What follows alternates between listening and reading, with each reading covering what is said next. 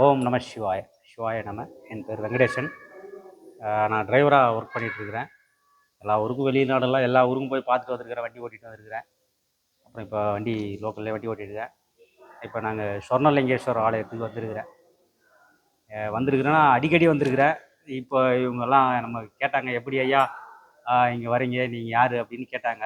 இது எவ்வளோ நல்லா இருக்கிறீங்க, இங்கே வந்து போயிட்டுருக்கீங்க அப்படின்னு. சரி, மக்களுக்கும் தெரியட்டும் இதை பற்றி, இந்த கோவிலை பற்றி தெரியணுன்றதுக்காக சரி நான் இன்னைக்கு நலம்பாக்கம் நம்ம சிவன் கோயிலை பற்றி உங்களுக்கு கிட்ட ஒரு சொல்கிறேன். சிவாய நம்ம ஓம் நம சிவாய். நான் 5 வருடங்களாக இந்த ஆலயத்துக்கு வந்துட்டு இருக்கிறேன். கிட்டத்தட்ட 5 வருஷம் ஆகுது. எனக்கு ரொம்ப பிரச்சனைகள் இருந்தது, நிறைய பிரச்சனைகள். எப்படி எங்கே போகிறது வழி தெரியலன்னு அப்போது வந்து ஒரு வீடியோவில் இந்த மாதிரி ஐயாவுடைய வீடியோவை பார்த்து மேலே இருக்கிறாரு சொர்ணலிங்கேஸ்வரர், அவருடைய அங்கே வந்தேன். அவர்கிட்ட வந்து என்னுடைய குறைகள் சொன்னேன், கிளியர் ஆச்சு. அதுக்கப்புறம் இவர் விடாமல் என் சொந்த இடம் மாதிரி நான் எப்படி இவர் வந்து பார்க்கணும், என்றைக்கா இருந்தாலும் எப்போ நினச்சாலும் இந்த இடத்துல வந்து பார்க்கலாம். எதுவும் தடைகள் கிடையாது. இந்த நம்ம கோவிலில் மட்டும் இங்கே சொர்ணலிங்க சாதத்தில் தடைகளே கிடையாது. வரலாம், அவரை வணங்கலாம், அவரை வணங்கி அவரை தொட்டு பூஜை பண்ணலாம். இங்கே நம்ம சொர்ணலிங்க சாதத்தில் இது ஒரு பெரிய ஆஃபர். நமக்கு நிறைய பிரச்சனைகள் இருக்குதுன்னா அவருக்கு பூஜை பண்ணலாம், அவருக்கு அபிஷேகம் பண்ணலாம். பைரவருக்காக இருந்தாலும், வராகிக்காக இருந்தாலும், சிவனுக்காக இருந்தாலும், முருகப்பெருமானுக்காக இருந்தாலும் எல்லாமே ஐயா வந்து ஃப்ரீ டேஸ் கொடுத்துருக்கிறார். ஏன்னா எல்லாரும் கஷ்டத்தோடு தான் இங்கே வராங்க, அதனால் நீங்கள் எல்லாருமே பூஜை பண்ணுங்க அப்படின்னு சொல்லி கொடுத்துருக்குறாரு. இது வந்து கொஞ்சம் சின்னதாக இருந்தது, இன்றைக்கி பெரிய லெவலில் ஒவ்வொரு சிலையாக கட்டிகிட்டு இருக்கிறாங்க. ஒவ்வொரு சிலை பிரதிஷ்டம் பண்ண பார்த்தலாம் நான் யோசனை பண்ணுவேன், ஐயா நிறைய சிலை வச்சுக்கிட்டே இருக்கீங்க, என்ன சாமி அப்படின்லாம் கேட்டிருக்கிறேன். அவர் தலையாட்டிக்கிட்டே எதுவும் சொல்ல மாட்டார் என்னன்னு. அப்போ எனக்கு வந்து நிறைய புரிதல் ஆச்சுன்னா, இப்போ நாங்கள் ஃபேமிலியோடு வருவோம், சில என்ன கூட தெரிஞ்சவங்களாம் வருவாங்க. அப்போல்லாம் வரும்போது அவங்களுக்கு என்னுடைய ராசிக்கு ஏற்ற சாமி பரிகாரம் அவங்க வந்து இங்கே இருக்குது அப்படின்னு நினச்சிக்கிட்டு வந்து என்கிட்ட சொல்லியிருக்கிறாங்க. என்னடா இது அப்படின்னு நினைப்பேன். சில இடத்துலாம் போக சொல்லிக்கிறாங்க, என்னால் போக முடியாது, ஆனால் இங்கே நான் வந்திருக்கிறேன், இங்கே வந்ததால் எனக்கு ஒரு நல்லது நடந்துருக்குது, எனக்கு கனவுல இது மாதிரி ஒரு ஃபீல் வந்திருக்குது அப்படின்னு அவங்களே என்கிட்ட சொல்லியிருக்கிறாங்க. பெரிய விஷயமா நான் நினைக்கிறேங்க. நம்ம வந்து இந்த இடத்துல இந்த ஆலயத்துக்கு வந்துட்டு போனீங்கன்னா கண்டிப்பாக நம்ம தூங்கும்போது ஐயா பைரவருடைய காட்சி கண்டிப்பாக உண்டு. இது சும்மா வீடியோக்கள்லாம் சொல்லலை, நேச்சுரலாக என்ன கூட வந்தவங்களும் அனுபவிச்சிருக்கிறாங்க, நானும் அனுபவிச்சிருக்கேன். அதேமாரி 3 நாளைக்கு முன்னாடி நாங்கள் வரணும்னு நினைக்கிறேன். நேற்று நைட்டே எனக்கு கனவுல இங்கே வரணும்னு சொல்லி கூப்பிட்ட மாதிரி கூப்பிட்டாரு. அவருடைய உருவமே வந்தது. இது உண்மையான இது இவங்களுக்கே இப்போ வீடியோ எடுக்கிறவங்களுக்கே நான் சொல்லலை, இப்போ உங்களை மூலியமா சொல்லுறேன்.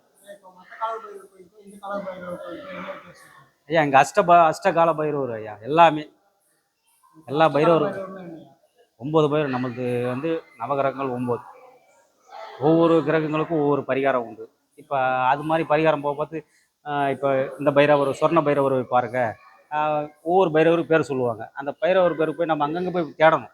ஆனால் இவர்கிட்ட வந்தால் நம்ம என்ன ராசி, என்ன கிரகம், என்ன நிலைக்கு வரோன்றது தெரியாது. அவரை பார்த்தாலே போதும், அவரே ஸ்கேன் பண்ணிடுவார். இவன் என்னுடைய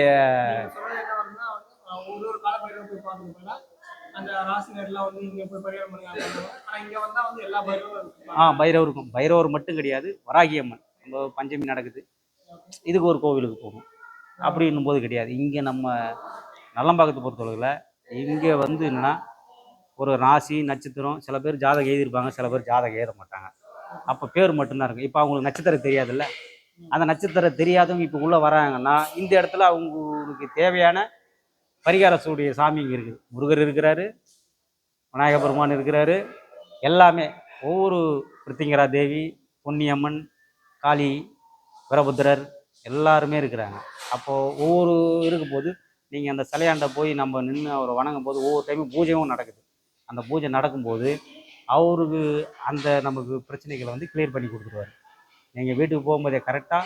ஆனால் ஒரே டைம் வந்தால் அது நடக்காது சாமி. நிறைய பேர் அதான், ஏன்னா நமக்கு ஒரு 48 நாள் மண்டலம் மாறிடுது.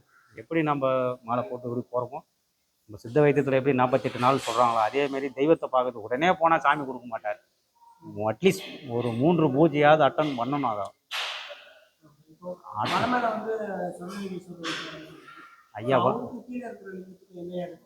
ஐயா அவர் வந்து வெட்ட வெளியில் ரொம்ப இதுவோடு இருக்கிறார். என்னென்னா இயற்கை காற்றோட கூடாரம் போட்டால் அவருக்கு பிடிக்காதுன்றதுனால அந்த இயற்கையை அவர் மேலே பட்டுக்கிட்டே இருக்குன்றதுக்காக இருக்கிறார். இது ஐயா கீழே நம்ம அடிவாரத்தில் பைரவர் மாதிரி வச்சிருக்கிறார். இப்போ மேலே ஏறி சில பேர் ஏற முடியாது.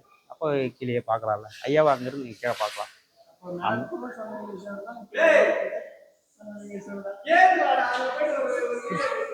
கட் பண்ணிக்கோ வருங்களா.